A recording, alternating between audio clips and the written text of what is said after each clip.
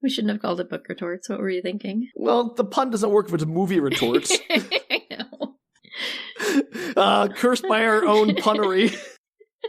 We could have done anything we wanted, but no.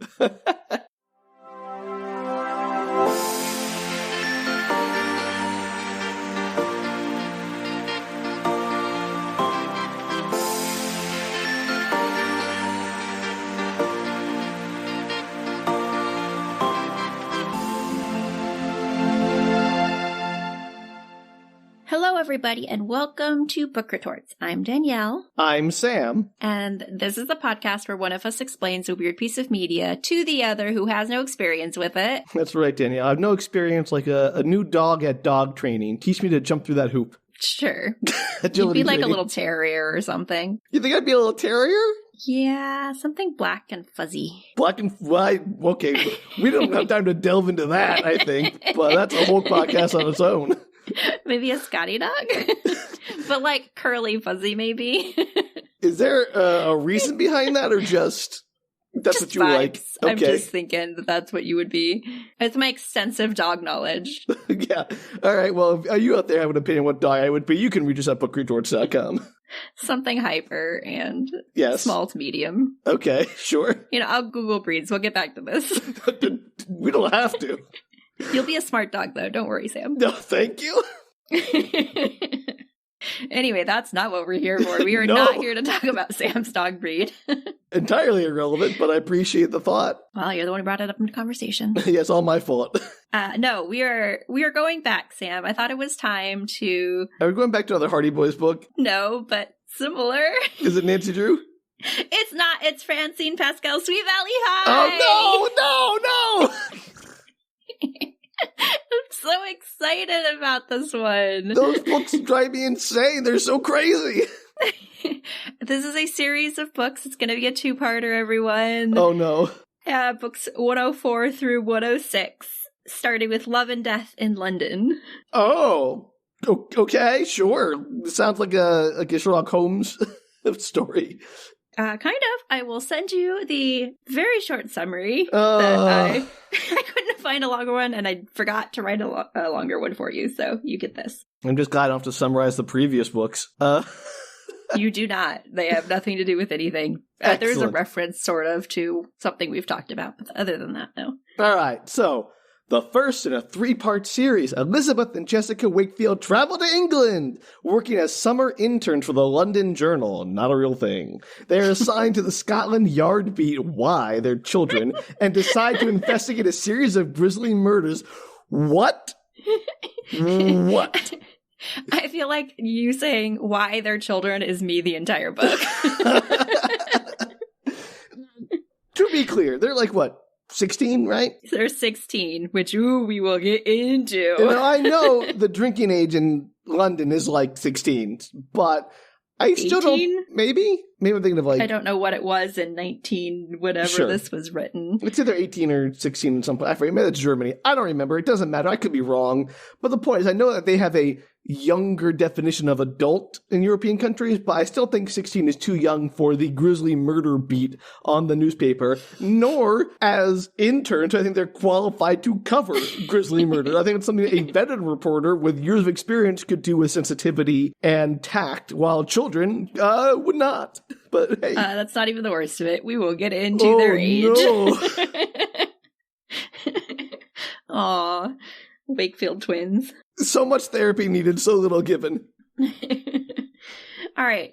Book 1, Love and Death in London. That is the summary for book 1. We are going to get into 1.5 of these books. That's how we're splitting it into 2 instead of 3, because the first one was a lot of filler. And when we get to book 2, I will let you know, and I'll give you the summary for book 2. Great.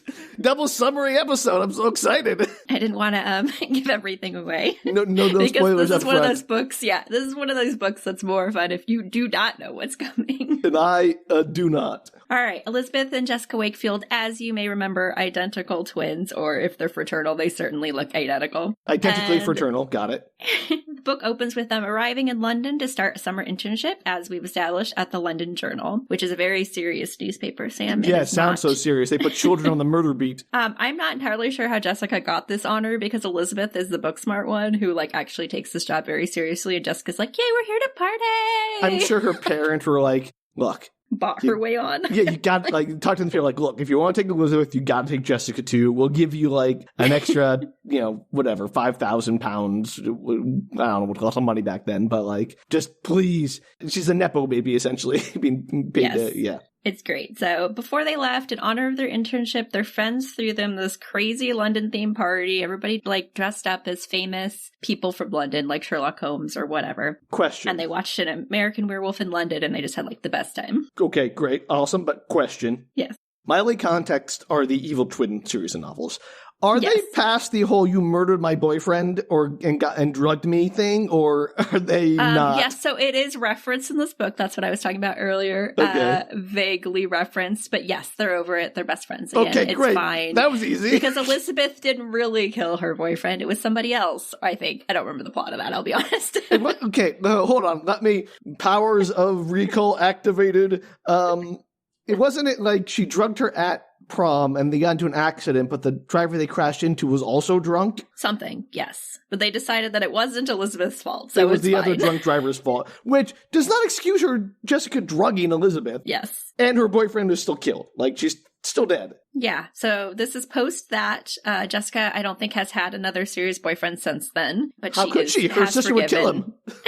She has forgiven. It's entirely possible given the plot of the story. I don't get the sound of that.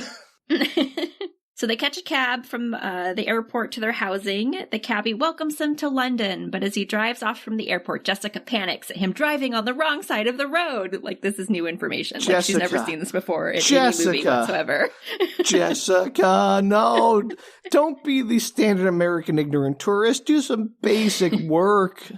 So the cabbie reminds them as he pulls up to the dorms to check both ways because, quote, I've seen more than one of my American passengers leave the taxi and nearly lose their lives with their first step in London. I mean, fair. Sam, go with me now. This cabbie seems to have had a really hard cabbie life. If all of his fares are dying. Yeah.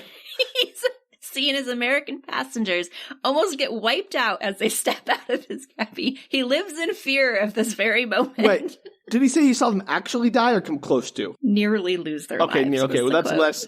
I mean, that's just like probably exaggeration talk for like they get out of the car and then they go to like walk around to get their bag, whatever, and they're like into the horn and stuff that they step out without looking. But, that's not quite the same as a near-death experience. Yeah, sure. Let's go with that. I'm going to go ahead and headcanon that he has, like, seen people practically die and have to be carted off to the hospital multiple times. And he's been traumatized over and over again. Which is why he tells them as they step out of the cab to look. Sure, let's go with it. As they exit the cab, they're approached by an old woman, like maybe a homeless woman or something. And she's like, beware the Ides. No. Yes, she's got a wart-covered nose. It's made very clear. Is she an actual witch? She hisses at them to beware the full moon. Yes. Is this going to be a werewolf story because they watched an American Werewolf in London? Because that's nonsense. I'm not going to tell you. Nonsense. I mean, amazing effects for the transformation scene, no doubt. But also, these ladies are nowhere near the caliber of that movie. So Jessica and Liz, they're staying at an international boarding house, sort of like a student housing for international students. Sure. We meet some of the cast. So this is like through their school, they're getting this internship. I guess it's unclear, but this is this group of people is anywhere from, I would assume, 16 to 20 something. Okay, because this international housing place. If they're being put on the murder beat as part of their school project, that's even worse. All these kids that go to the school have like specific jobs for the summer. These are all like internship jobs, or they're going to the university or whatever. Great. So we meet some of the cast. Emily from Australia, who doesn't matter at all, but she's there. Lena from Liverpool, super sweet. She's working in a soup kitchen, which somehow requires her to be in the boarding house, I guess, the student housing. And Portia, the daughter of Sir Montford Albert, the most famous Shakespearean actor in the world.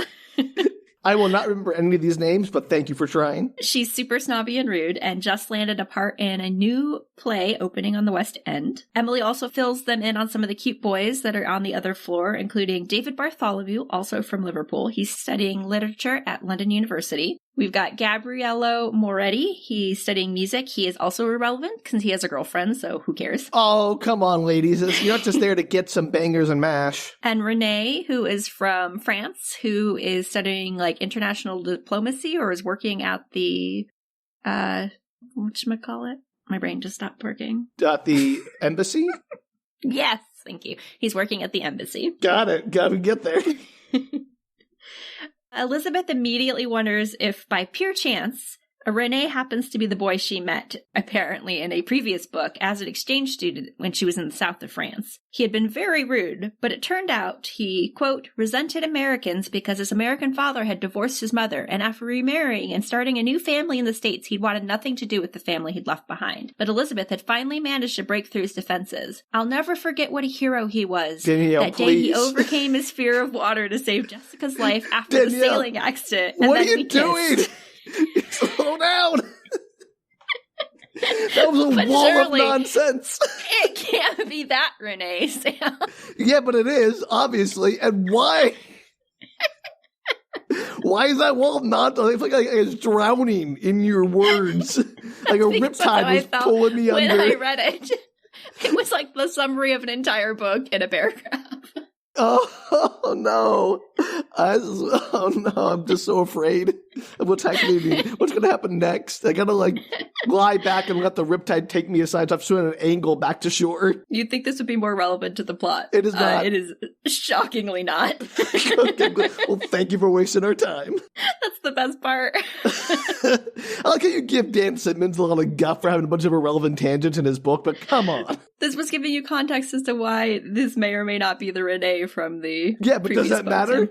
It matters that Renee exists, I suppose. Okay, so the answer is no, thank you. Well, the answer is they go down to tea, and it is him, Sam. It is the Renee that saved Jessica's life after the sailing accident, and then they kissed. Sure. Kissed Elizabeth, not kissed Jessica. Kiss them both. You can't tell the difference. Everybody seems to be able to. They dress very differently. Well, except for their own parents and the evil twins that replaced them. Yeah, other than that. So they have tea, they head back up to the dorms, they meet Sweet Lena and Portia. Wait, the character named Sweet Glena? Lena is her name. Oh, okay. And I assume Lina, that's how I said it in my head. And she's I'm super call sweet. Her She's the one that works at the soup kitchen / homeless shelter. So she's Lina Bean, like the soup. Yes, Lina Bean. And then Portia, who in my head is like that woman from Singing in the Rain. They're like, mutual, I'm sure, lady. Oh, yeah, the actress. And I can't stand him. That's how I think Portia is in this, because she is very stuck up. I love that movie. He's got his problems, but, I'm a Tara. So the next day, they head into the London Journal to start their internship, where they are ignored by the entire staff because Cameron Neville, a prominent doctor, was murdered and his body was just discovered. So they're clearly very busy doing their jobs. You should be getting coffee or whatever. Yes. No. Oh, no. They 100% think, no, we should have crazy great jobs the minute we start. We are not here for coffee getting and society pages. We are here to hate have these a people. job. These are the worst kind of entitled people. I hate them so much. It's wild. They're the idea that they think that they're going to be doing something really big the moment they hit here. And the owner of the paper completely ignores them, and they are very put out by it. The owner ignores them. Good for him. Question. Have they any, journalist experience? Is Elizabeth on the, school newspaper or anything? So, yes, they both... I don't know if Jessica's also on the school newspaper, but Jessica has had internships at other newspapers. Okay. So they do actually have experience. That's part of the thing is they're journalists, and sometimes they get into trouble with their journalism. Of course, like anything, it comes and goes in the stories. Sure. I was just going to say, it'd be even more egregious if they were just this is our first ever encounter with journalism, and we should be writing the headlines. No, I'm sure actually because their lives are so insane that all the headlines that they've written have probably been very big news. But they've probably gotten picked up by AP or something because whatever. They probably wrote an expose about the twin taking over their lives. I'm still calling nonsense on there. We should be immediately in charge of this newspaper. Yeah, it's wild. I guess it's not the owner, but the guy who runs the paper. So they're immediately pushed off to the society pagers with Tony Frank, much to their chagrin. And Tony does take pity on them and sneaks them into the crime beat with Lucy, who doesn't want them but ends up taking them. But they're immediately assigned to cover Bumpo's beat, a Scotland Yard detective who I can only imagine is either terrible at his job or screwed over the wrong people because of the stuff that he has to investigate, which is like lost dogs and like mild Bumpo's incidences. Beat? Yeah, his name is Sergeant Bumpo. Great. It sounds like the name of a police dog. Or like McGruff the crime dog in the English version. Yeah. Well, their first case is a missing Yorkie. So, I don't know. That was also on point with what we were talking about earlier. Sure. Who knew? Yeah, okay. Yorkie. So they go to interview the older woman who is missing her dog, Poo Poo. Nope. They do a whole interview process with her. She shows them pictures, blah, blah, blah. And then cut out to them sneaking off at the end of the article to the crime scene of the murdered doctor, which is what they actually wanted to be assigned to, obviously. Couple of things. Is Madame Pascal, forgot her first name. Francine. That's it. Thank you. Does she have any experience with England, or is she just like make a bunch of stereotypes about British people who name their dogs Poo Poo? I am 99.9% sure she did not actually write this book. Usually it says at the beginning who the ghostwriter was.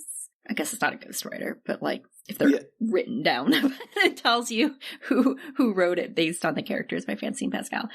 So I don't know the answer to that. Okay. But, this very high society lady has a dog named Poo Poo. I'm just saying this feels like come here, Poo Poo. This feels very much like a person who has never spent any time in England making fun of British stereotypes. Oh, 100%. They also use the word blokes a couple of times to reference like females, which real interesting choice there. Yeah. All right, mate. All right, sure, why not? Second, these twins suck. They don't go. Is the murder scene just accessible? I'm going to walk up like, I'm going to go around. I'm a professional teenager. Yes. The answer to that is yes. What? How? Look, this is the British bobbies, to use the term this book would prefer, are much better than that. Apparently not. Apparently the worst police task force ever, which we will get into. Oh, no. So they sneak into the crime scene. They go around to like a side window to look inside. Again, I guess there's no police force outside of this house. And they see the body of a man splayed on the floor. Two men are standing next to him that don't look like police. They're not sure who they are. One's holding a cigarette case. And they overhear the crime reporter, Lucy, talking about the case. And she mentions that the victim's throat has been ripped open as if by a wild beast. Ew. Dun, dun, dun. So they head back to the journal, and Elizabeth is finishing up her article when she's interrupted by a writer at the paper, a young writer at the paper, Luke Shepard, who invites her to tea. Okay, cool. I'm sure this is going to go very well. Yeah. Jessica is sent off to write up an article about a missing mink, possibly stolen from a Lady Pembroke. And she's there. Let's say Burke. No, it's Pembrok. Don't tell her how to pronounce her name, Danielle. It's Pembroke. Okay. Well, as Jessica's there, she sees a handsome young man passing through the home, and she spends as long as humanly possible in this house interviewing this woman until the man comes out and she meets him on the way. And this is he's Jessica? The son. Yes. The party animal. Got it. Yes. He's the son of Lady Pembroke, Robert. Pembroke. She's instantly smitten. Okay, sure. By the missing mink child. Yes, the missing mink child. That sounds like a better title for a Sherlock Holmes mystery. Sherlock Holmes and the missing mink child. I'd also like to say this missing mink thing makes absolutely no sense when you're listening in on the story. It's like she went to this restaurant, she gave her mink to the clerk at the door, and then she was returned with a chinchilla fur instead of the mink, and now she's convinced the mink is stolen, and it does not matter, and it doesn't make any sense. Can you just go back to the coat check and say this is the wrong coat? Yeah, it's unclear what's happening in the storyline of the interview process. To be fair, we're focusing on Jessica being obsessed with this boy she just saw. Well, what else is new for Jessica? Nothing. Or Liz, as we'll find out. Oh boy, are they both boy crazy in this book? Are they going to be competing over boys in like trying to solve the murder to show how much the boys like them? No. It's not that bad, Sam. I mean, why would I believe it's not that bad? I don't know. Anyway, so she meets Robert, Lady Pembroke's son. As I said, she's instantly smitten with him. She also realizes that he's probably about 20 years old, and she actively does not tell him she's 16 because he, quote, might lose interest. And he invites her out for tea. No. Yes. Buckle in, Sam. No. We're going on a 16, 20-year-old ride. Jessica is terrible. Are we supposed to like the Wakefield twins in any way? I have never liked the Wakefield twins. I think there's a strong case that Jessica is psychopathic and or sociopathic and or narcissistic. Yes. And Liz, I'm not sure is that much better. They tried to paint her as like the nice one, but that's debatable. Interesting choice to read dozens of books about characters you despise. I don't despise them. I just think that Jessica has these like nice moments, but I don't feel like they're real. Okay. You didn't make a good case for not despising them, Danielle, I'll be honest.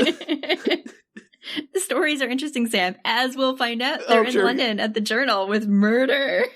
By interesting, do you mean bonkers? Yes. Okay, great. Perfect. I'm on board. Luke and Liz are having the best time at the Slaughtered Lamb, which is this pub, and incidentally the name of the pub from An American Werewolf in London. Of course it is. Luke is new to the paper, but writes for the literature section, doing like book reviews and stuff. Ooh, and his family is from just out of town, though his mother died of pneumonia when he was younger. She worked Not for the London. That's more British. Sure, died of consumption when he was younger. Thank you. And she worked for the London Journal as well. So he feels like he feels close to his mother working at the Journal. After tea, he takes her on a literary tour of London, and he definitely blames his father, a pharmacist, for not taking his mom's pneumonia seriously and killing her, essentially. So that was a lot of information in the first date. Also, a lot of daddy issues from characters in this book. 100%. Renee, this guy, the Wakefields probably have them. No, the Wakefield parents are perfect, Sam. Oh, yeah, perfect at ignoring their child's trauma. Yes, they really should. I can't believe they don't have, like, on-call therapists. The amount of stuff that they've gone through. Just sometimes when like a child they have a social worker with them in the classroom. Mm-hmm. There should be, like, a therapist that is, like, they're constantly with the Wakefield everywhere they go. Like, an emotional support therapist or whatever. Yes. I think that's totally valid to have. Meanwhile, Jessica also having the time of her life. She is out with a lord. He's also happens to be the nephew to the queen. Well, a nephew, like a third nephew or something. And he's well known, and she loves being fancy. So how did Elizabeth score this lord date? Jessica. Whatever. Oh, so wait. This is the son. This is Robert. Robert's the lord. Son. I didn't realize he was a lord. I thought he was just, like, wealthy. Yeah, nope. Lady Pembroke. Okay. And, he's a I lord. didn't realize all this connection to the queen. My aunt to the queen. Yes. Well, you find out all that out in this section of the book, Sam, that he's a lord, and he's, like, the third... I don't know how it all works. He's related somehow to the queen. Jessica would love landed gentry. That's really her thing. Oh, yeah. She is, like, into it. She becomes snobby immediately. I have read none of these books, but I feel like I know Jessica's personality intimately based on the title you've told me. I've got it pegged. She is to be fair, Robert seems like a very nice gentleman to her, so I give her credit for not picking the absolute worst person in the world. Yeah, but through no, like, active choice on her own. If he was the worst person, she'd still be fawning over him, probably. Entirely possible. She also finds out that his dad, Lord Pembroke, owns the London Journal. Oh no, here comes the nepotism. Both girls head back to the dorms and they catch up, telling each other about their dates. Just as a reminder, because you may not remember this, nope. Jessica, free and single, happy to date a lord. Liz, however, has a boyfriend back home named Todd that she's been with for many a year. Like I said, Jessica unfortunately does not, because Liz killed him. Well, she drugged Liz, which caused him to die, to be fair. Yes. So Liz dating someone very seriously, Jessica free as a bird. But Elizabeth went on a date? Did I miss that? 100% with Luke. I must have missed that. So I was so obsessed with Jessica's the slaughtered lamb son with date. Luke. Remember the guy from the newspaper? Oh, I thought I was confused. I thought that was still Elizabeth and the slaughtered lamb. No. I just This is just like the last one I did where you couldn't keep them straight either. No, look, I'm trying, all right? But also, you can't tell me Lord Pembork Broke. or whatever. and drop that bomb on me. Expect me to keep track of literally anything else. Sorry. Okay. Liz dating the boy from the writer from the newspaper. Who writes the Liz society Shepherd. section or whatever. No, he writes literature reviews or whatever. Okay. See, I can't keep thinking of anyone. Geeky literature boy. Got and it. then That's perfect true for her. Lord Robert Pembroke, who is titled Gentry, who Jessica is with because Jessica's fancy, Liz is not. But Liz has a boyfriend, Jessica does not. So Jessica can date whoever the heck she wants. Liz, questionable territory. Cheating very much. Also, I'm going to rename him Pembjork because I like to imagine he's related to Bjork too, which is where the lordship comes from. Sure. Liz feels bad for approximately 3 seconds that she's maybe sort of almost cheating on her boyfriend, but she doesn't feel that bad. Complete cheating. Also, Renee invites Liz to dinner the next day, and she agrees to go with him. So the next day, on their way to the internship, they pick up the paper to see their articles that they wrote, and they expect to see the front page story being the doctor's murder. But to their surprise, it's relegated to a back page with very limited details. And the mink coat is on the front page. No, the front page is regarding, and has been for weeks, the missing Princess Eliana, the youngest of the Queen's daughters, who has been missing for several weeks, sans ransom or any clues. So the Queen of England apparently has a young daughter. Named Eliana. Yes. Who is gone. I assume this is not the same queen we have. No, it can't be Queen Elizabeth II. Abby said that, who was queen at that point. One, children, but also I think in this time period she was well past childbearing age. Well, how old is the child? It's in her mid to late teens. What time does this take place? Late 90s, 90s. Okay, so that is a little late for old Lizzie to be popping them out. Probably 50 or something. Yeah, okay. So I don't know, but apparently she's got a young missing princess, which I'll have thoughts about later. Oh, no kidding. Danielle have thoughts about a missing princess? Never. They also see a picture in the paper that makes them realize the police chief was one of the men standing over the dead body earlier, the one that they thought maybe wasn't a policeman because they were in plain clothes. And the other is Lord Pembroke, Robert's father. Lord Pembjork? Pembjork. And they find it odd that the press wasn't larger on it, considering the chief of police was there, Lord Pembroke's there, like a prominent doctor died. Like, Why isn't this front page news? And the throat was torn out as if by a wild beast, Sam. A werewolf, Daniel, I know. Possibly. I've read books before. And to be honest, I have not finished the series, so I don't know what happens. I mean, it's obviously not a real werewolf, but, like, the implication is there. I don't know. I'm willing to believe it might be a real werewolf. I've read 2.5 of these books. I'm on the back half of the third one. I'm not sure. I mean, to be where they're going with it. Aside from the twin psychic connection and prophetic dreams, there hasn't been any really supernatural stuff in these books that you've read. Correct me if I'm wrong. Then, please. Is there a lot of supernatural stuff in these books? There's like weird, almost supernatural stuff in these books. Right. So it's gonna be someone who's like having spells where they turn, like they think they're a werewolf or something. And that's like almost supernatural, but not really. Yeah, maybe we'll find out. Sure. I genuinely don't know. I don't know the answer to that question. So I know, this is fun. We're speculating. Yeah, that's great. I was going to finish it just so that I knew what I was talking. And I was like, you know what? It's weird enough. It doesn't matter how it ends. It's already weird enough for book rhetorics. That's more fun if you don't know. So, yeah, we can totally guess. That's probably is what's happening, I'm sure. Or like an actual animal. Or werewolves. Or werewolves, sure. 3 options. I'm putting the werewolf as the lowest probability one. I'm ready to be wrong, though. So that night, the crew at the dorms decides to sneak out after curfew to go see a band at a local club. And apparently this club has every royal in existence. I don't know how they got in as commoners. No. It's a real mystery. But there's like someone who used to date the prince is there, the prime minister's nephew is there, and the eldest princess, like the oldest daughter of the queen is there. And like just commoners are floating amongst them. Nonsense. Not that like they would never go to that nonsense shenanigans. Yeah, and it's like they're close enough that they can see and recognize them. It doesn't feel like they're roped off in some kind of VIP area or something. Just, it feels untrue. How did they get into this club, Sam? They're cute, but are they like cute enough to get into this club, especially as a 16-year-old? They're not me, obviously. Obviously. Sam's our little Yorkie. Yeah, I'd be adorable. They let me in immediately. Their night out is cut a little short when Lena doesn't feel well, so Liz ends up walking her back home. I think some of them stay, but Liz walks her back home. And they're walking the streets of London as the fog creeps in, and they find themselves lost, and they stumble upon something in the street. It's a body. Sort of. It's Poo-Poo, Sam! His neck has been torn open! Oh, the dog dies, everybody. I'm sorry. No! Well, my favorite character so far. There's no details. It's okay. Poor Poo-Poo. Poor Poo-Poo. We knew living him well. with that name and dying that death. Ugh. Yeah. Hard life. So the next day, Luke takes Liz out on another date and they head to a wax museum. And in this wax museum, there is a werewolf. I don't know why. Like a Madame Tussauds place, or is it like... Yeah, sure. Like a tourist trap, or is it like some kind of weird local thingy? No, I think it's a tourist area. I forget what they were seeing beforehand. They might have been the Tower of London or something. They were seeing a bunch of the tourist areas. Immediately freaks out Elizabeth, and he's like, it's okay, it's just wax.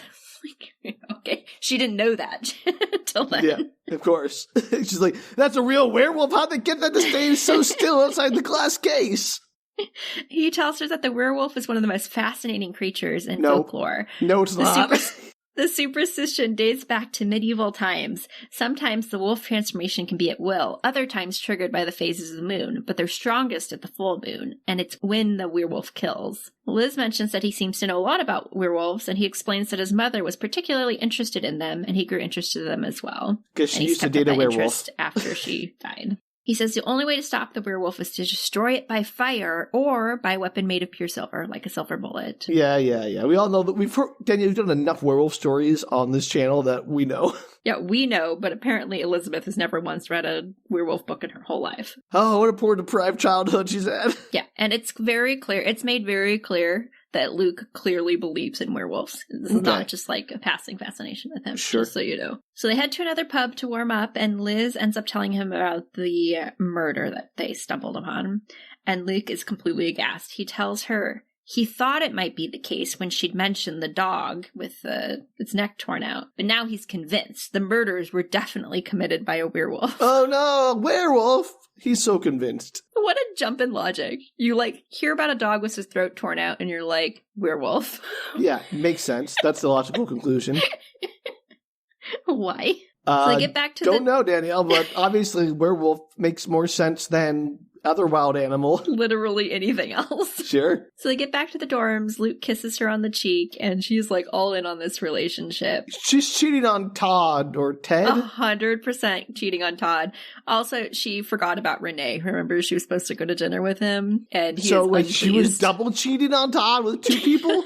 Yes, with Luke and Renee. Honestly, I'm impressed. And apparently she kissed Renee in the past, and I'm assuming she was still dating Todd. I think she's been dating Todd this whole time. I don't think that was Todd needs to get out.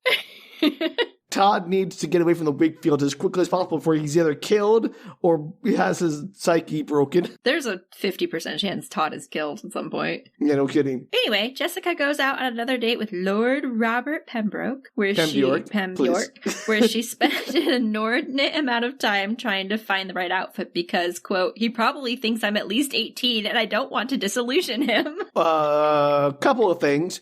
One, you absolutely need to tell him. Because he deserves to know. That's his right. He also should ask. I'm not saying it's his fault. She's trapping him here, but they should have had this conversation. I don't know how they look like. Maybe she is a very mature 16. She is a very mature 16. This is not an uncommon plot in these books. Yeah, so I'm going to say that she bears the brunt of the responsibility here. But also, what is an outfit that makes you look 18? I don't understand. There's a whole conversation about the outfit she's picking out, Sam. Okay, well, I don't want to know that. Never mind. I will say that, maybe it's just not as common to have high school students doing internships for study abroad. I studied abroad as a high schooler, and it was not common to have a high school student studying abroad in that city. Yes. So everybody assumed I was older than I was. So I went with it. I was sure. I believe he would not assume she was, deceiving him because he's not a terrible person like she is. Yeah. So she is actively actively deceiving him. Yes, that is what I'm getting at here. It's really She's not just gross. lying by omission. She is making sure that she's presenting in a way that is deceptive. And as you said, I don't know what the age of consent is in Britain, but let's hope it's at least 16. I guarantee it's probably more than that. So they have a lovely time at dinner, and he invites her to his country estate for the weekend, suggesting she bring Liz with her and Liz's boyfriend if she has one. And then back in the dorms, Liz gets a call from Todd, her boyfriend. Right, him. He exists. Uh-oh. He misses her, and she hardcore gaslights herself into thinking it's totally fine to be friends with other boys. Todd wouldn't want her not to be friends with people. Being friends is one thing, but triple timing your current boyfriend is a whole other deal. Yeah, it's a thing. Liz, the good twin. Not buying it. The next day, they decide to see if there have been other murders that may have been covered up. They're thinking, okay, if this has been, like, if the doctor was the first murder and nobody talks about it, maybe there have been other ones. So they go back in the archives of the newspaper, and they're looking through all the microfiche to see if they can find, like, a previous article. They have really small fish? Yes, microfiche. I just like really small fish. They're very tiny, and they flop around. They flop around, and they try to find one that relates to a murder somehow. I mean, it makes sense to me. Microfiche. They happen across a vague article / fish about a nurse who was murdered. Oh, no. They bring it up to the crime reporter, and she admits that, yes, the nurse did die in a similar way. Her throat was ripped open, but for whatever reason, it was also not actually printed on the newspaper. Oh, no. Lucy, the crime beat reporter, she thinks there's a serial killer on the loose, and it's being covered up. Probably. I'm having trouble, what I'm looking for. Caring? Yeah, caring. Gotta buy into the plot, Sam. Otherwise, what's the point of this podcast? Look, I'm buying into the plot of Elizabeth double timing, triple timing her ex, and Jessica. The non-important part of the story. And Jessica trying to coerce a royal into statutory rape. That's the part I'm focused on. Not the, it might be a werewolf, it's probably not. A werewolf serial killer, Sam. All werewolves are serial killers, Danielle. It's pretty sure it's a werewolf. I'm just gonna put it out there. Okay, great. So they all agree with Lucy that there definitely is a cover-up in place, and Lucy tells them that the cigarette case found at the scene that Lord Pembroke was holding had the initials RHP on it, which are the initials of both Lord Pembroke and his son, Lord Robert Pembroke. Henry Robert and Robert. Pembroke. Yes. I'm getting their names worse and worse every time. I'm sorry. Pembroke. Pembroke. Got it. Jessica tries to convince them that the Pembrokes would never, because they're high class, Sam, and they should look at the low class, because Jess is the worst. Jessica sucks. I know. Maybe she's the murderer. I hope she gets tried in a kangaroo court. Let the innocent werewolf go. We can only hope. They agree, however, to go all in on this case. That's like this little ragtag group of newspaper reporters is going to solve it. They don't have any jurisdiction or assignment. That they're gonna figure it out, Sam. I do not agree. When they get back to the dorms, they're astounded to find tickets left for them to see Portia in her play. I skipped over a lot of Portia's scenes, but let's just say she's been sassy every single time they've talked to her. Sure, I mean, that's classic Portia. Can't stand her. They decide to give Portia one last chance, and Lena refuses to go. She's like, nope, Portia's been nothing but rude to me. I am not going to her play.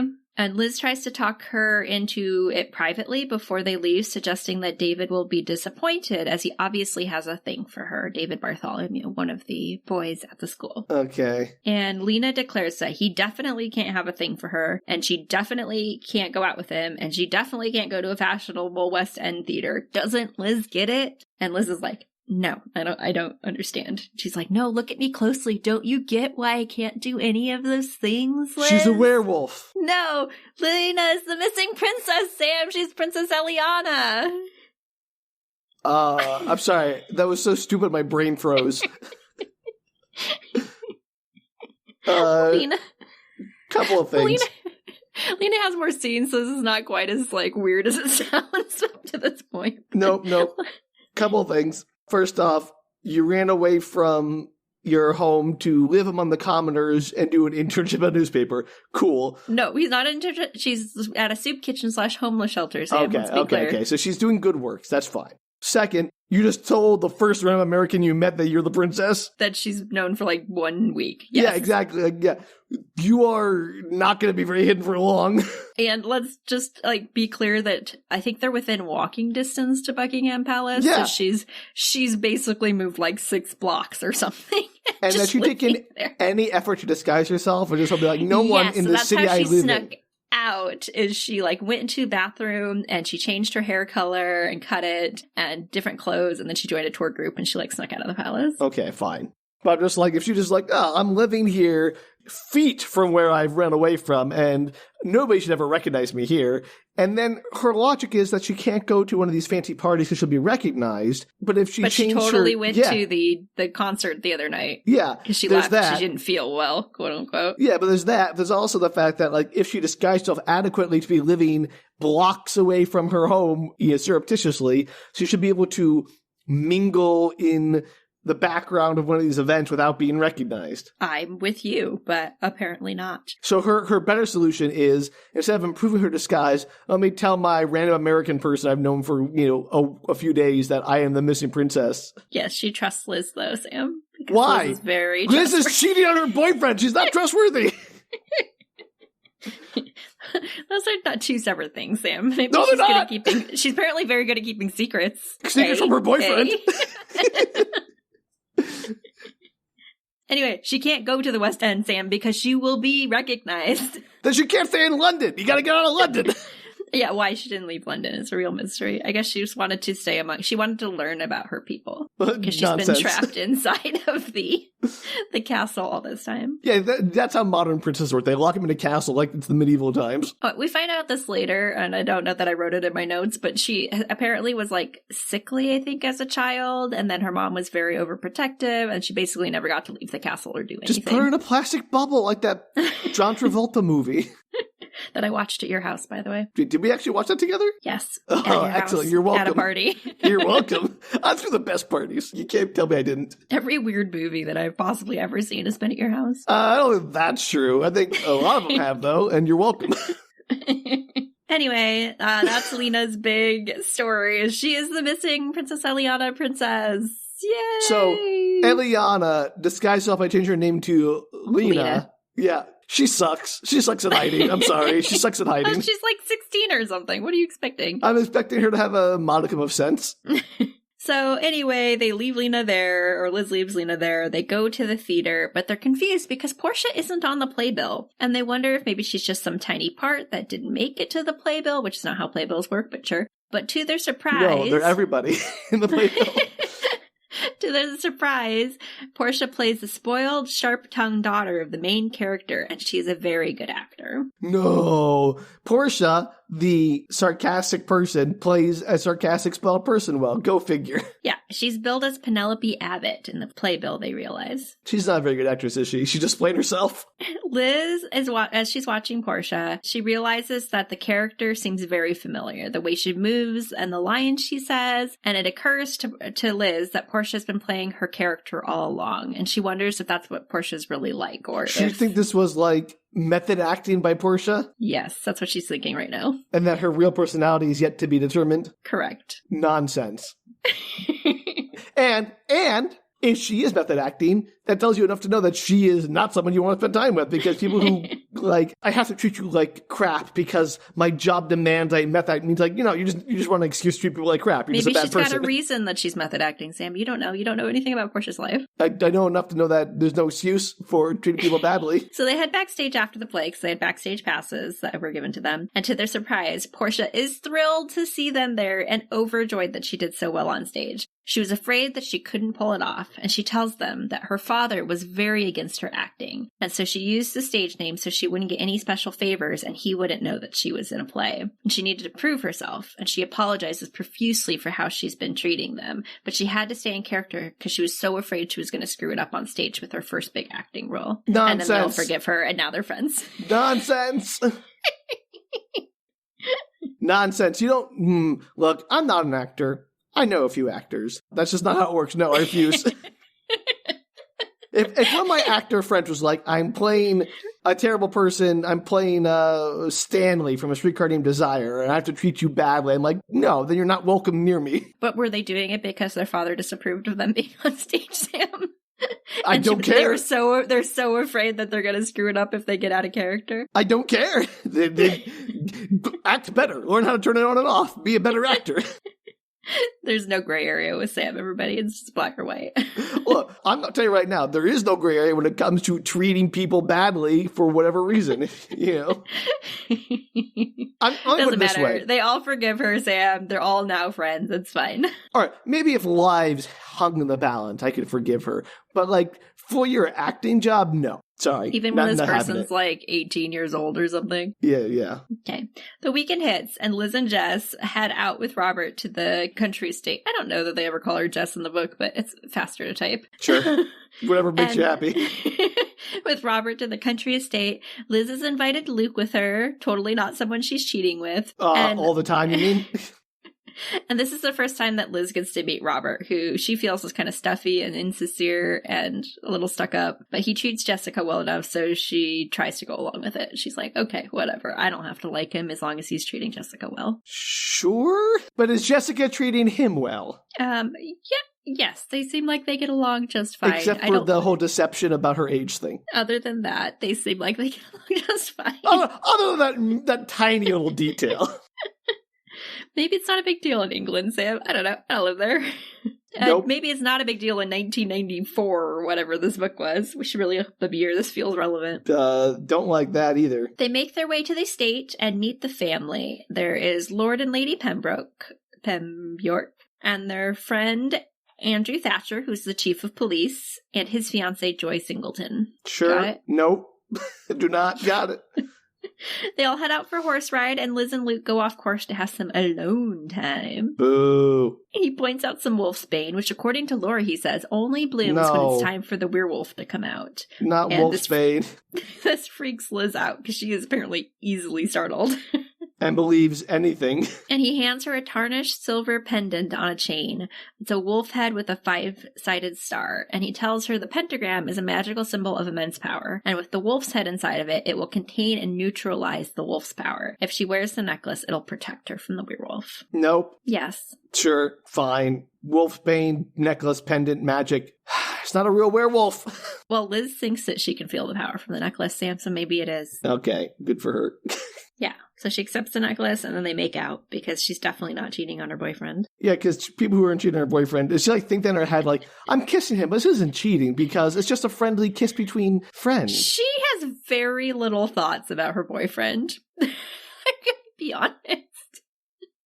She has a passing thought here and there. She's like, oh, I kind of miss Todd. Maybe I shouldn't be hanging out with Luke. Nah, I love Luke. It's fine. She uses the word love at some point in book 2, I think. No. The whole, 2 weeks that she spent with this dude. I don't like her. I like her less than Jessica almost at this moment. At least Jessica is who she is, right? She's not trying to be anybody else at this point. She's not, justifying her actions. She's like, I'm deceiving him, but I know I'm deceiving him and it's wrong, but I don't care because I'm terrible. Yeah. Elizabeth's like, oh, it's fine. Todd would want me to make friends and get nookie while he's back home waiting for me like a good boy. I'm assuming he is. I don't know. Maybe he's also a terrible cheater. No. I mean, maybe at some point, but not at the moment. Sure. I feel like any plot you can think of probably has happened at Sweet Valley High. That sounds like a challenge. Back at the manor, Jessica and Joy, the fiancée to the police chief, hit it off, and they all enjoy dinner until it's interrupted by a servant, letting them know that there's a slight emergency. And he's like, just tell everybody in the room, please. I don't want to stand off to the side with you privately. And the servant says that it's a werewolf. There are 4 sheep in the field that were found with their throats ripped out. Dun dun dun. Darn werewolves. Getting the sheep. So they head to bed a little freaked out, and that night, Liz has a nightmare of searching for Jessica in a hedge maze surrounded by wax figures. One comes to life, rabid like the werewolf, and chases her. And she hears the voices of Renee and Robert calling for her to beware of the full moon. Beware of the werewolf. And she startles awake, convinced that something has happened. She gets out of bed and rushes to Jessica's bedroom, bursting through the door, and she sees a body on top of the sheets, blonde hair across the pillow, the sheets soaked with blood. She screams, and behind Behind her, Luke appears in his pajamas and rushes to the bed, checking the pulse of the girl at the wrist. And he shakes his head. She's dead. Yay! Assumedly, he's a doctor now, unconcerned by the violent death of Elizabeth's twin. Honestly, not really that upset about this if she's really dead, but I know she's not, which is the sadder part. Yes, well, somebody's dead, Sam. And cut to the next book, A Date with a Werewolf. Ooh, the book ends on a cliffhanger. It does, of death. Let me send you the summary for the next book, Sam. Oh, gosh, my heart can't take it, Danielle. It's going to tell you exactly what we already know. Oh. Elizabeth suspects something lupine is up with her sister's present beau, Lord Robert Pembroke, as a string of vicious murders attributed to a werewolf plague London. Attributed to a werewolf by whom, is my question. A couple of teenagers. Yeah, I'm sure the police aren't going, guys, it's definitely a werewolf. No, wait for it, Sam. No, wait for what? it. No.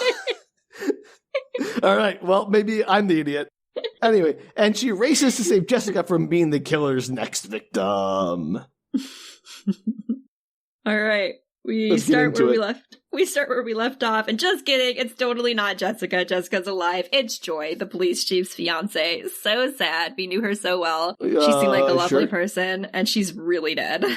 With her throat ripped out, just to be clear. That's very sad, yeah, obviously. So the police chief is upset, as he should be. Yeah. And also, Liz wonders if Jessica wasn't the real target, given that they look similar, and Joy was in Jessica's bedroom. Why was she in Jessica's bedroom? Was Jessica deciding to experiment a little and, also lied to her about her age? No, I guess she showed up in the middle of the night complaining it was hard to sleep with the full moon through the window. And I don't know, they don't have curtains or eye masks. And so she exchanged rooms with Jessica. I don't buy it. I don't buy it either. I thought it was the dumbest thing that a writer could have come up with. Do better. The police show up at the estate doing the literal worst investigation I've possibly ever read on paper. But just enough investigation that Liz notices, one, her sister is actually a sociopath and or psychopath because she, quote, wasn't afraid at all. She doesn't take any of this seriously. She thinks she's the star of an Agatha Christie play. She's almost murdered her in her bed, and she's like, whatevs. Well, it wasn't me, because the universe is protecting me through some suspicious means. Yeah, she's not concerned at all. And at number 2, Liz realizes her sister has not told Robert that she's 16, and she also does not say anything to Robert. What? That's being complicit in this deception. Yeah, it's really bad. And number 3, that one of the staff, a Maria, seems to know more than she lets on. But apparently none of the police force noticed this, just the 16-year-old I don't like any of this. girl. So, she goes to speak to Maria alone, and Maria admits, upon an oath of secrecy from Elizabeth, that she will definitely not tell her boss, that she totally saw someone coming out of Jessica's bedroom earlier this morning, and she definitely doesn't know who it is, but Elizabeth thinks that she probably does know who it is because she seems very suspicious as she's telling her the story. Okay. Like she's covering something up. I believe it. Yeah. So Is it that she's a werewolf? Yes. Of course That's it is. the plot twist, that she knows there's a werewolf on the estate and that the werewolf is the one that committed the murder. Makes sense to me. Case closed. Let's go home and tell our boyfriends how we cheated on them. Yes, further proof of my theory that Jessica is a psychopath / definitely a narcissist theory is that she admits to herself that she was frightened briefly, but is totally over it. But there's no reason to admit to anyone that she's over it because everyone's so attentive and traumatic experiences have their uses, quote unquote. Oof. She's gonna get some pity nookie? Come on. At least she knows that she's terrible. Does she? Does she have enough self-awareness self-awareness to know she's terrible? No, she actually doesn't know she's terrible, but she just genuinely doesn't care. And good on her, I guess. She's just honest, I suppose, about herself. So that night, Liz decides to search for her own clues, and she admits that it's likely a werewolf, but she wants to keep an open mind just in case. Likely a werewolf. This way, don't let children investigate anything. It's true. Somehow, though, a police team came onto the estate to search, but she manages to find her own clues, because of course she does. Why don't they cordon off the area and keep everyone out from contaminating the crime scene? No, I guess they did their search. Everything's open against him. I don't know. Maybe Pembroke paid them off. I don't know the answer to that. Nonsense. So she manages to find green threads stuck on the door frame and a little tuft of fur. So the police missed those very obvious clues. Yeah, that are just stuck on the door frame. Yes. Even though they printed the handle of the door, because they mentioned that, but somehow they didn't notice. Or if they did, I don't know, it went into evidence and nobody said anything about it yet. I mean, obviously, why would they tell Elizabeth or Jessica or anyone about the evidence they're collecting? Because it's not their business, because they're not part of the investigation. Well, apparently they left some behind if they did collect some. So the next day, she shows Luke her spoils. Luke is 1,000% committed to the werewolf idea now. Of course he is. He's a believer from the beginning. He just wants to figure out which one of their suspects is the wolf. So they have like this breakdown talk about who they think it is. So they rule out themselves because... Obviously. Sure. I don't think they should, though. I think it should be Luke. I think Luke is the werewolf. That'd be much funnier. It's entirely possible. We'll find out. I don't know. So who knows? We will find out, though, next time on Book Retorts.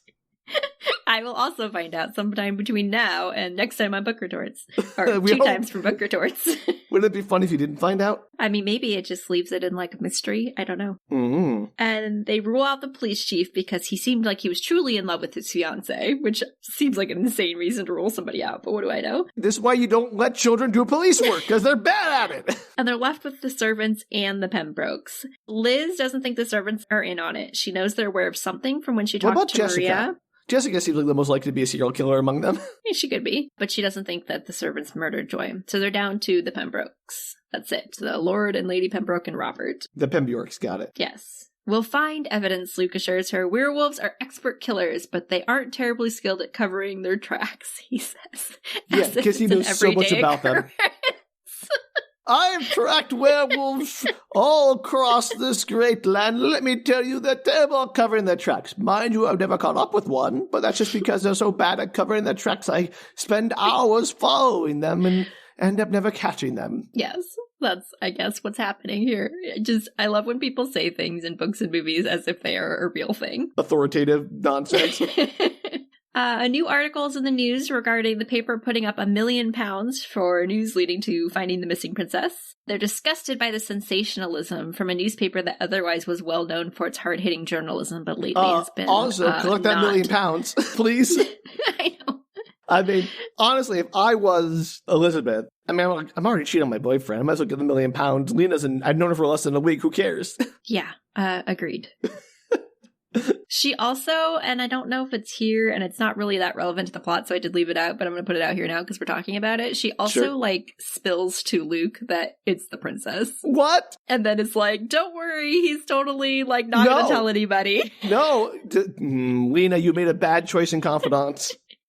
To be fair, Luke doesn't tell anybody, but, Yeah, but, Elizabeth doesn't know, or Jessica doesn't, Elizabeth doesn't know that he's not going to tell anyone. Yeah, it's crazy. She immediately spills the story. They're convinced, obviously, that the newspaper is covering up the tracks on the murder because otherwise this newspaper that's well known for these hard-hitting journalism pieces would be giving the details. And since Lord Pembroke owns the newspaper, they're assuming he's trying to cover something up somehow. Sure. Meanwhile, Liz and Jessica get into it about Jess dating a possible murderer and trusting him above all other things, even though they've only been dating for 2 weeks. And Jessica insists that she's in love and somebody so high and mighty would definitely not be a murderer, and so she should look elsewhere. Anyway, they get into a big fight about it. Just because he's stuck up doesn't mean he's not a murderer. History will tell you otherwise. In fact, the biggest murderers in history are often stuck up. We just had a whole movie we did about Vlad the Impaler, who murdered many people, and he was pretty stuck up, if you ask me. Yeah, to be fair, nope. That is kind of the argument in this book, is the other people are just because lots of rich people commit sins, and they're way more likely to get away with them because they're rich. And she just goes no, they would never. Because she lives in some kind of alternate reality because she's 16. Nonsense. Yeah. Then Liz goes out with Renee on a date, or a friend date. They're trying to be friendly with each other. And Renee suggests that Liz should be more careful with her life, given that she's seen several murders, violent murders. And also Lord Pembroke kind of got annoyed at her when she was paying such close attention to the murder investigation. And also her twin was almost murdered. And Liz is no, I'm totally fine. I'm definitely not in any danger. I don't know what you're so worked up about. Yeah, no, these women, I say women, girls, their brains don't work good, I think is the conclusion. Yes. And then she tells Renee all about the idea that the werewolves are the ones doing the murder, and he sees her gripping her necklace, which he immediately pegs as a talisman for use against werewolves. That's what? A common thing Oh, I see you have the very common London tradition of the werewolf talisman necklace. On your third date, your beau should give you the werewolf talisman necklace. On the sixth date, it's the silver cross of the vampire. And by the time you have your 1 month anniversary, he should have given you enough talismans to protect you from mummies, the swamp thing, and Frankenstein. And I'm going to call them Frankensteins because the monster was a Frankenstein. He was the son of Frankenstein, and I'll brook no argument. Okay. Anyway, well, she's only made it a couple of days and with Luke, Yetis. so all can't she's forget got, Yetis. Yetis. All she's got is the werewolf talisman, Sam, which Yetis Renee and Loch Ness apparently monsters. Don't forget those. Renee's an expert on. Oh, he didn't give you the Loch Ness monster protection talisman. It's not a very serious relationship. It's like how in Victorian England they had to have like the fan language or the flower language because they couldn't openly like say anything to each other. This is like that equivalent in cryptid talismans. I mean, that sounds kind of fun. Yeah. There'd be worse people to date. Yeah. So she's got her talisman. He's like, I got that from Luke. And then Renee, the only sane human, is like, yeah, I don't think the murders were committed by a werewolf. And she's like, he said it so authoritatively that it's the first time I've agreed with somebody that it's not a werewolf. I think Renee may be right. It is not a werewolf that's committing This is the first time she's considered it might not be a werewolf. Yeah, it's the first time she's felt like really sure of the idea. But this surety only lasts about like 5 to 10 pages because that night Luke and Liz go to see The Howling and they head to a pub after the movie, and Elizabeth has again decided that Luke has to be right because there isn't any other explanation that fits the evidence we found, she declares. No. What? No. I love this book. This is the most backward logic I've ever heard. This is fitting your preconceived notion to the evidence. The evidence isn't even all that strong. No, it's not. Which is pointed out multiple times by multiple people. It's like, all you've got are some, like, obviously people with torn out throats, but then you have some fur and some green fibers. You got nothing, which could have been there from who knows how long ago. Wild. And they point out to be fair, the book is pointing out all these things. Like, that could have been there from a previous thing. It could be from, like, somebody's furs that they're wearing in the house. Like, you don't know any of these. Like they could be there. It's completely circumstantial evidence. And every time the characters are like, nope, werewolves. This is why you don't let children do investigate. I've said it too many times already. I'm already upset. It's okay. They'll solve the problem, Sam. I'm sure they will. They come up with a plan for Liz to pretend to be Jessica because Lord Pemberley likes... Pemberley, it's not his name. Lord Pembroke. Thank you. Pemberley is from a whole different thing. Lord Pembroke likes Jessica but dislikes Elizabeth. And she's going to interview him for like a made-up story about something completely unrelated to werewolves. She's going to interview him about ostriches, Sam. There's an ostrich farm that's nearby their property, and they use ostriches for multiple things, like leather and eggs, and she's gonna do an interview of Lord Pembroke about the ostrich farm. Sure. Ostrich farm. Cut to Lord Pembroke. He's very upset about the death of Joy. He had held out hope until then. The death of Joy sounds like a book. I know, I like it. He had held out hope until then. The evidence, he thinks, had confused the police chief, but Pembroke understood immediately. Werewolves were a lifelong passion of Lord Pembroke's. He had recognized the signs immediately on the death of the nurse earlier. No. And he'd always wanted to study one, and an authentic werewolf for his trophy collection for hunting would be the culmination of a lifetime of exotic game hunting. It would bring him fame and fortune around the world, and sales of the journal would skyrocket. He had begged the police chief to suppress the evidence, to keep every fortune hunter in Europe from converging on London. He didn't want his private werewolf hunt to escalate into a contest for amateurs, Sam. No. What? Why is everyone convinced this is a werewolf? But then came the murder of Dr. Neville, his oldest and dearest friend. And when he'd seen the cigarette case, though, he'd quickly realized that he didn't want to pursue who the werewolf might be. He couldn't believe, after all, that his own son would be a murderer. But then Joy had been murdered, and he'd seen the fabric torn on the door. Apparently he also saw the fabric, but the police, I assume, did not. Good job. The police are coming off very badly in this book. It is. And it was a fabric he recognized. And now it was more important than ever to cover up the details to save his family, because the last scandal they'd had 20 years ago had almost destroyed them, and they couldn't afford another one. Dun, dun, dun! And that's where we're going to stop, Sam. So, I am to believe that Lord Pembroke is convinced his son is a werewolf and killing people. Yes. And they had another incident, presumably with his mother, who was also a werewolf and killing people. And he's trying to cover it all up. That is what the book is trying to set up. Yeah. I mean, we don't know what happened 20 years ago. But that we is just the know implication that we're getting from this, is the mysterious of the mother, and the mother believed in werewolves, and yada, yada, yada. Oh, well, that was Luke's mom, though. That Luke's wasn't mom. Robert's mom. My mistake. We don't know anything about Robert's mom, except that Lady Pembroke was the one who had the missing fur. Remember? Oh, right. Okay, so maybe I'm thinking about that wrong. Anyway, the point is, werewolves running the family is what I'm getting at. Possibly. And I can't wait to see how that's proved to be not the case. So, yeah, Robert may or may not be a werewolf. His dad doesn't want to believe it, but also really would love a werewolf head for his trophy collection, because he 100% believes in werewolves as a grown man. For reasons that are inexplicable. And somehow when he saw the death of the nurse with her throat torn out, he went werewolf. Definitely werewolf. Not anything else. Gotta be a werewolf.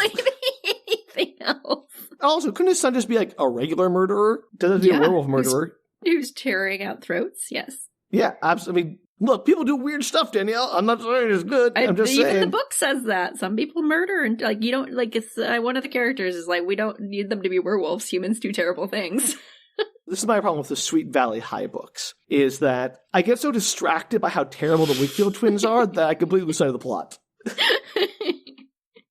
Which is impressive when the plot is werewolf serial killer. Yeah, but we know it's not going to be a werewolf, all right? We know it's not going to be. Yes, I do. Pretty soon the entire town's going to think it's a werewolf, Sam. You don't know I'm sure everyone's going to believe it's a werewolf, and it'll turn out to be some other kind of nonsense at the end. It's not a werewolf, but, like, not a chance. Again, maybe Sweet Valley High will surprise me, and it will go full into actual werewolf mode instead of just a person acting like a werewolf or something. But no, I'm not. I think there's a very slim chance of it surprising me like that.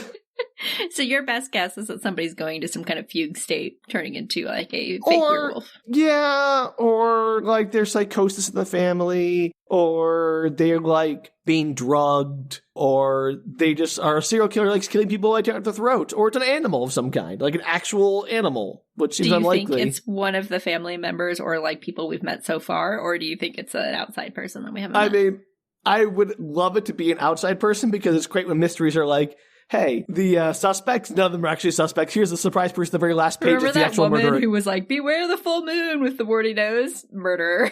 Or like, just, no, like, here's someone new. That's the actual murderer. Sorry, all the people you get to know, not important. That'd be very funny. Oh, it was Jim. Jim the Throat Ripper. Who would have thought he was the one killing everyone? I thought it was just a name. All right. There, we got it. We've got Sam's theory on what happens in part 2. Yeah, Jim the Throat Ripper is the one doing it. That's going to be the one. Werewolf extravaganza. That was incredibly brief for how much nonsense was in those books. To be fair, I thought that it was going to take more when I started my notes. I had every intention of going back and adding in more details, but I never did. And then I figured, you know what? We could use a short one. I'm not complaining. I'm just like, it felt longer because I got so upset about how... about Elizabeth and Jessica being the worst people on the planet, and then also meeting the worst people on the planet, which is like their actor friend who's like, I'm going to use my method acting as an excuse to treat everyone like dirt. Yeah, what we skipped is the first book is a lot of not filler, but it's a lot of setup of these characters, and so you spend a lot more time with all the girls, like Portia, the suspect and all that, stuff, and then going from like stupid bunco cases or whatever his name was, Sergeant. Sergeant. Bumpo. There it is, the crime dog. Yeah, like you go to multiple versions of his cases. Like they have several cases they go to that are kind of dumb. Sure. They follow him around for a while. So it's like all this like non-werewolf related things going on. Choices. And then it's choices like, surprise, made. Werewolf.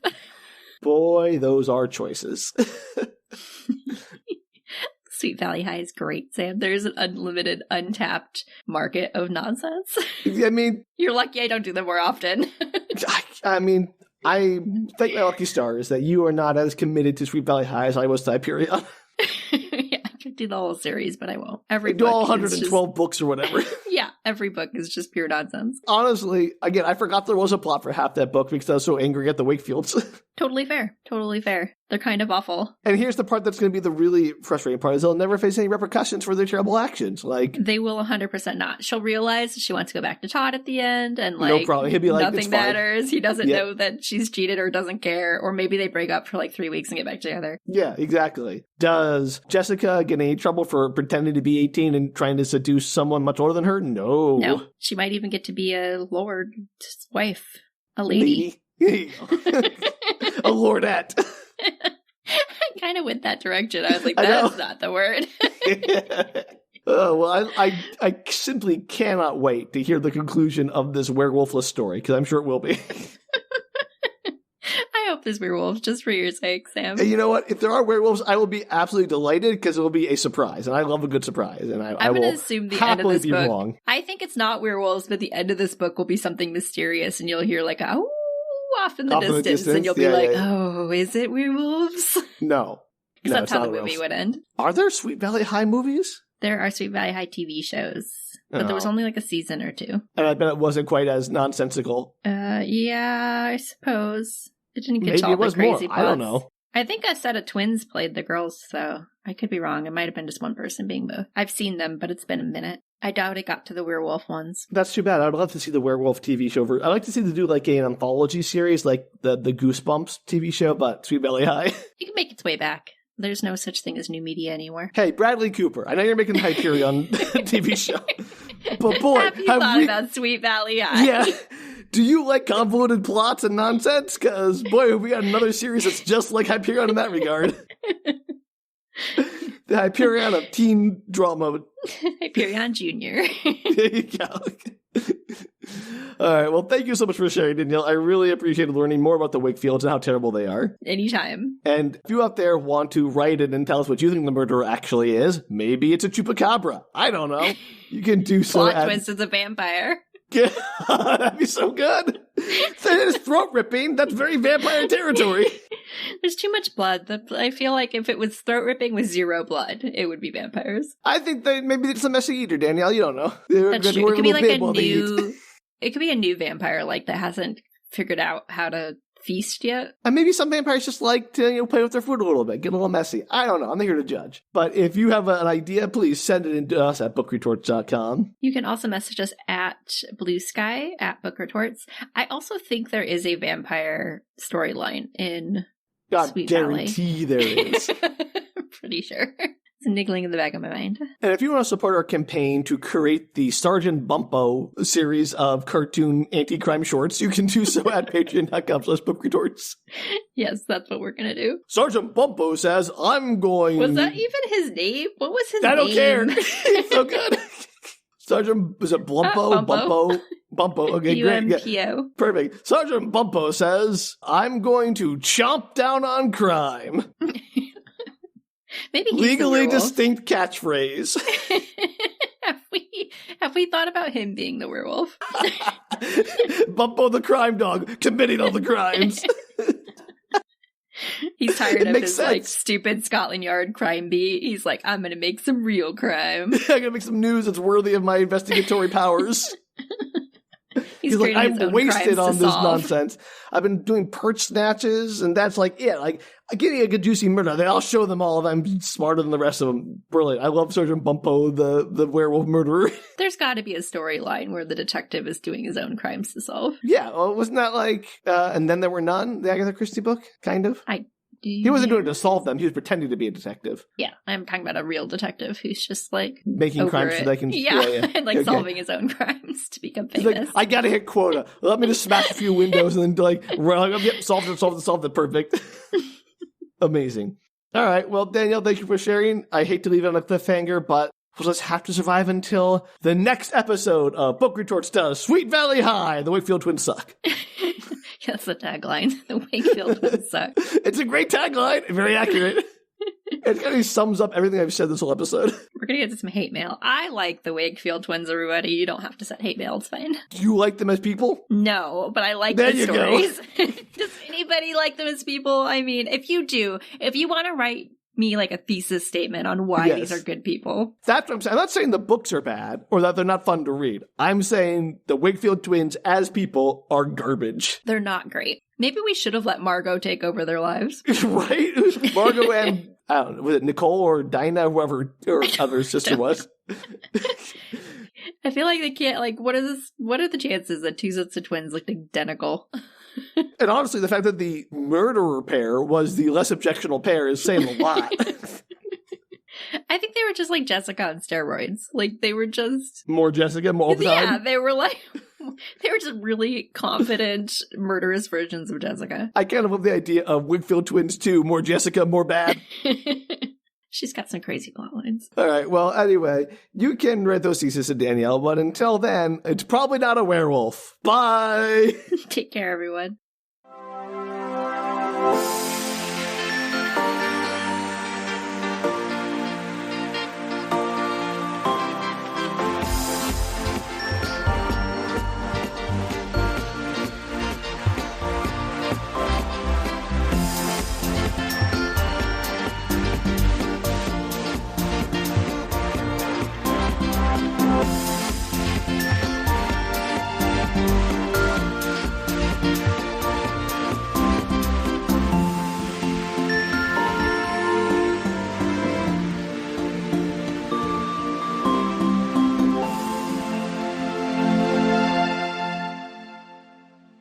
I like sparkle makeup. Sometimes it's fun to put on sparkle makeup, Sam. I never said it wasn't fun to put on sparkle makeup. I just try to think of the effort to reward ratio here of... The effort and reward ratio is really high because sparkle makeup takes about 30 seconds and then you're sparkly for days.